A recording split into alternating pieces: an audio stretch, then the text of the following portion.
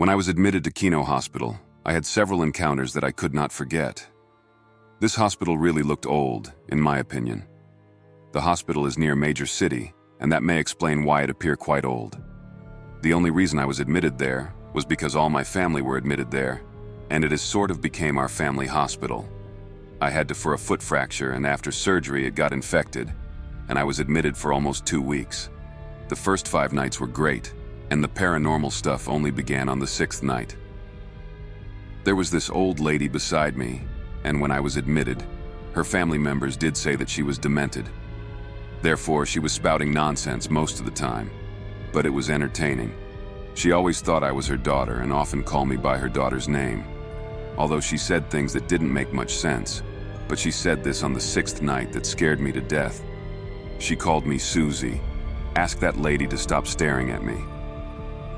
"I'm scared," she said to me while pointing across her bed. However, the bed was empty. Although I ignored it at first, she started shrieking more often. I called the nurse, and she covered the bed area with the curtains, and she stopped. The next day, the same thing happened, but this time, it was more intense. Instead of pointing to the bed opposite her, she pointed to the chair beside me. I still choose to ignore her, but I definitely felt the chills. On the 8th day, the old lady was discharged, and I was alone in the ward, of course, with the nurses. Then, the final incident took place. While I was just lying around doing my thing, I noticed something moving outside the window area. Something moving back and forth. When I turned, I saw this white cloth on the tree outside. It was just a cloth, and no hair or facial features visible. Obviously, I knew that wasn't just a normal thing, but I chose to stare at it for a while, and suddenly, it just flew up. I turned my body to face the other side instead, to try to avoid looking at that tree. The night went on, and I woke up facing the window in the middle of the night. I swear when I say that the white cloth was now dangling outside the window from the top. I tried to turn my body, but somehow I couldn't, so I just shut my eyes and recited some prayers. Eventually, I fell asleep, and at that point I wished the grandma was still there. Thankfully, there were more people who were admitted into the ward that day. For the rest of my stay, I didn't experience any more activity. Story 2 by Anonymous. It was the end of 12th grade in Regina, Saskatchewan. One evening, after a few drinks in a friend's garage, we began talking about Fort San, an old place where sick people stayed long time ago. People said it was haunted, but some of us didn't believe it. To prove who was right, we decided to check it out for ourselves. We drove for 45 minutes to get there. The place looked old and empty, with a big fence around it. We found a way in through a dry riverbed and climbed up the fire escape to the top floor, then pulled some wood off a window on the top floor to get inside. The top floor? I honestly can't remember how many stories the building was, 3 or 4. We checked out seemed normal. After it was decommissioned as a hospital, it was used for conferences and people could stay in the rooms. The first few floors had nothing, just old beds and rooms that were emptied or gone through. As we used the interior stairwell, we opened doors carefully, using chairs to make sure they wouldn't lock behind us. At this time, the skeptics were laughing at the whole situation, at how anyone could be scared of this place. My one friend, feeling desperate, I think, told us about the basement being the place where they would cremate the children that died of tuberculosis. So down we went.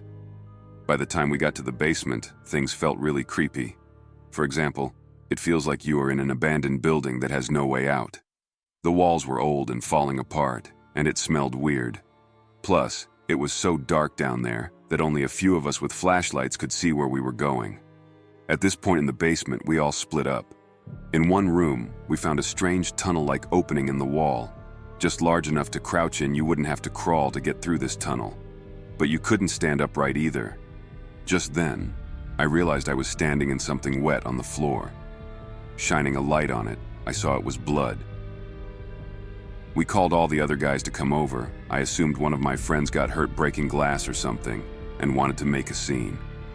When everyone gathered, none of us was hurt, and we all got an uneasy feeling, and you could tell people were ready to leave.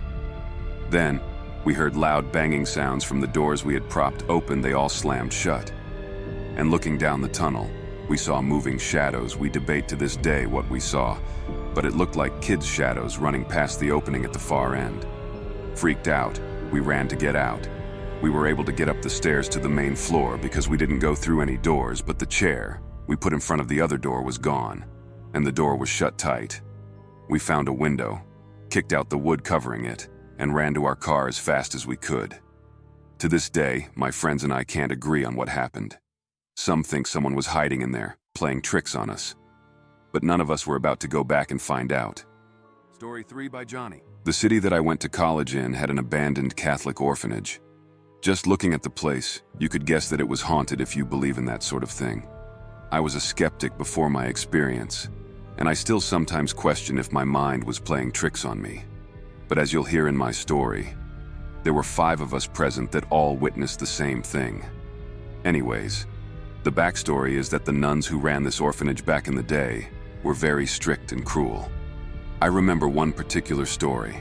A young child went outside to play in the winter, despite the nuns having told the children not to go out because it was too cold. This child then got pneumonia and died. The nuns allegedly displayed the child's body in the lobby of the orphanage as an example to the other children and to demonstrate that the child would still be alive had he, she, I can't remember the gender, listened. The story is that this child haunts the building as a benevolent spirit and often appears as a blue-green orb, generally in the basement area. 4 of my friends and I decided to explore the orphanage one night. It was a bit difficult to get into, but we eventually managed. We had to enter onto the 2nd floor, just with how all the doors and windows were boarded up. Initially, nothing really happened, but it was a neat place to see. Then, we went down onto the 1st floor. As we were walking down the hallway, I looked to my left, down a stairwell. That's when I saw it, a bluish-green orb floating there. After a moment, it quickly darted down the stairwell. I immediately asked my friends if any of them had seen that, and when they said that they didn't, I told them that I thought it was time to leave. None of them wanted to, so we continued down the hallway. As we approached the end of the hallway, there was a large room right at the end that looked like it may have been a classroom or something. Suddenly I heard what sounded like children whispering coming from the classroom. I could tell that everyone else was startled too, and one of my friends said, "All right, it's time to go." After we got out of the building, we all recounted what had just happened. All 5 of us had heard these whispers. If it was just me, I'd think my mind was playing tricks on me. But 5 of us heard it. That was pretty much it. Apparently, the orphanage is now an apartment complex. Story 4 by Stacy. In London, that was initially constructed during World War II and was supposed to be a temporary facility. However, that was not the case, and it was further built upon and still remains as a slightly modernized building. I recall doing a night shift during the winter time and had a patient admitted to us with an infection, but otherwise had no illnesses that could affect their cognitive function, for example, like dementia, learning difficulties, and so forth. At around 3 a.m., the patient began to scream from the side room that they were placed in. I and another nurse responded. Once in the room, I tried to defuse the situation and calm the patient down. All the while, the patient was screaming about how a man with a bag over his head had been standing at the end of the bed watching her. As we entered the room, I could tell something was off and felt a shift in energy, despite myself telling the patient that there was nothing to be concerned about. Once settled, myself and the other nurse that came with me began to turn to leave the room. At that moment, I witnessed what I can only describe as a shadowy figure pass through a set of double doors outside the side room in which the patient resided. The doors are behind a bit of an incline, so you can't see them from the side room, but once you leave the room, you can see them. After a few seconds, both the responding nurse and I starting to talk about the fact that those double doors are always locked and have to be unlocked with keys. The time it took from us seeing the figure pass through that area, and how long it would take to unlock the doors, pass through them, and lock them again from the other side would be impossible. Therefore, we both came to the conclusion that it was a ghost or entity of some sort, and returned to the desk somewhat unnerved. The hospital had its fair share of ghost stories, and this one is one of 3 experiences I have had personally during my 5-year stay with this hospital in particular. Story 5 by Tom. Excuse mistakes. About 8-ish years ago, I lived in a town in the mountains that had a lot of vacant and abandoned houses. I had gone into 2 of them. The first one I went into honestly scared me. It was off a stone road with a few other houses scattered down the road. My boyfriend at the time and I drove there even though it was less than a mile from where we lived. It had showed a lot, and there was probably a good 8 inches of snow on that lot. The house was set back from the road and had a long driveway. The first weird thing was there were appliances, stoves, washers, dryers, refrigerators, just lining the driveway on either side. The house itself was a big house and a split level. Front door when you go in, you can go up the few steps to the main area or down the few steps to the bottom level. There were no steps to get into the front door, so we went to the side. The door was already kicked in and snow blowing to the inside. The house was completely gutted. We went in, and there were those really tall Jesus candles you can get from like the dollar store lining the hallway on both sides, had to be close to 100 in total, and went up the stairs to the front door, continued up the other steps, and stopped in front of a door a little to the right of the kitchen, which was at the top of the steps. There was heavy plastic, like layers. It was thick, acting as a door so we couldn't see in the room.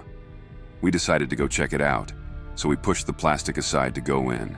The room was small and there was a small folding table set up in the middle of the room with 1 chair, 1 plate on the table, 1 fork, 1 spoon, and 1 cup knocked over. The room's air felt very heavy, as if whoever was there, or their last, was very depressed and sad and maybe even took their life there, but no signs of that. There was no other furniture in the room. There was closet door that was ajar, but we heard a noise come from behind it. Thinking it was an animal or something, we opened the door, and there was a black top hat on a hook and nothing else. I started to get anxiety really bad, and the heaviness of the air was getting to me. We walked out of the room through the heavy plastic, and I stopped at the top of the steps as my ex wanted to go down the hall. But I was getting too creeped out. I told him to hurry up. He was maybe 10 steps down the hall when the plastic from the doorway flew open, and I felt this big, forceful rush of air go past me and down the steps. It almost knocked me over. My ex heard the plastic move and ran toward me, pretty much picked me up. I'm not a skinny person. And we ran down the steps and out the door back to my car. It was terrifying. That plastic could not have moved on its own. The other house I was in was not scary at all. It was almost comforting.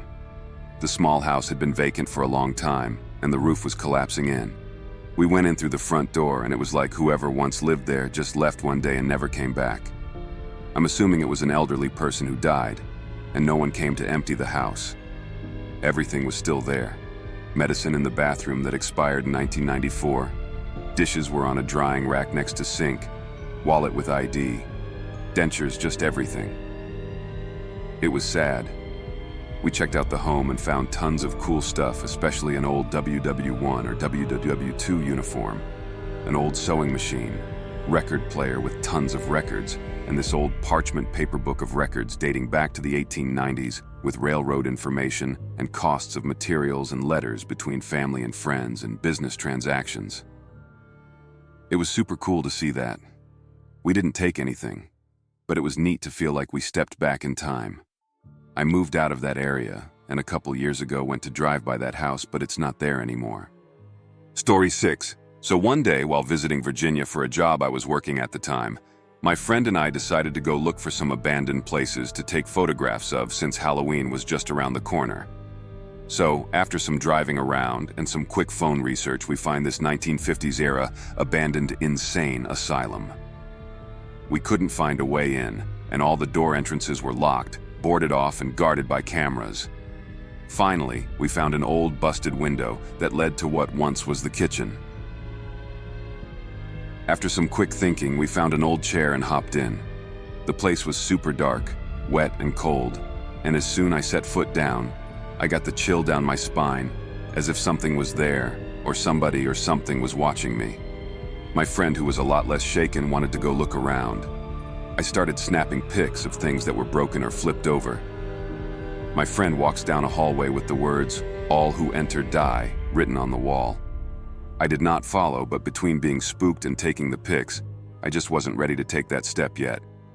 It wasn't 30 seconds later, My friend comes speeding back in the room looking frightened, but trying to keep himself calm, and said, "All right, I've seen enough, let's go, now."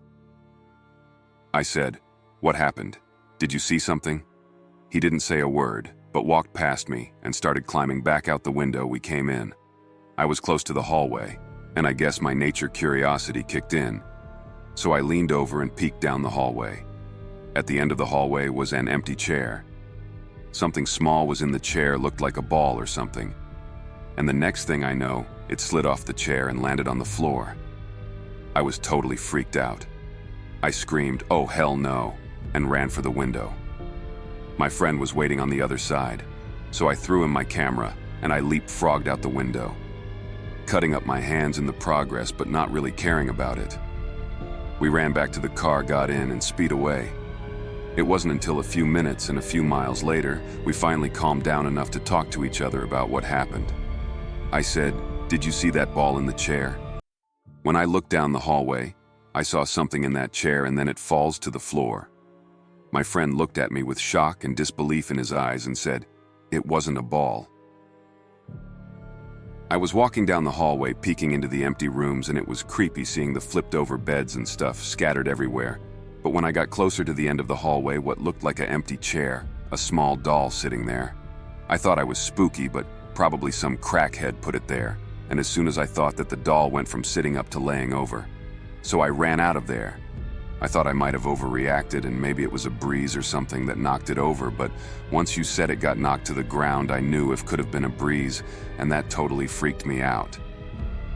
So yeah, I know it doesn't sound very scary, but you had to been there. With the combination of cold and chills and how quiet and secluded it was, just made a perfect condition, so be scared more than I ever have